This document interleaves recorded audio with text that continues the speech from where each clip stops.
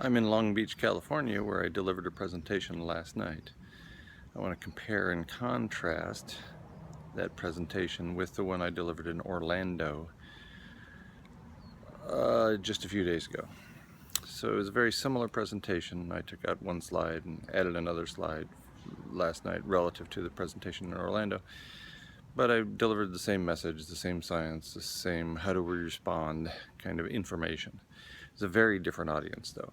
Whereas in Orlando, it was a health-oriented audience, primarily dominated by professional people, and overwhelmingly the audience there was watching online via live stream.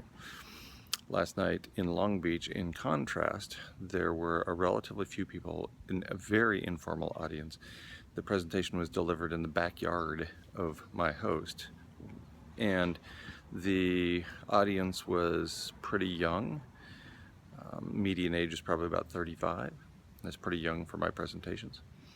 It was organized, the whole series of events here in Long Beach was organized by a couple of Sri Lankan women who, like 70% of the people from Sri Lanka, are Buddhists. So it was largely a Buddhist audience, which means that these people have accepted the notion of impermanence. They know that life is short. They know that all is impermanent, including the physical condition of each human being.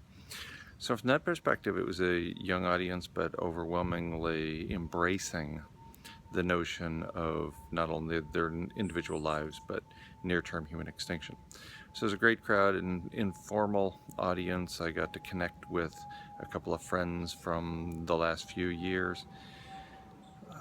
The conversation afterwards, the discussion afterwards, reflected the level of acceptance that the audience primarily found themselves within. So it was quite an interesting experience, the East Coast versus the West Coast, the relatively professional audience on the East Coast, the informal,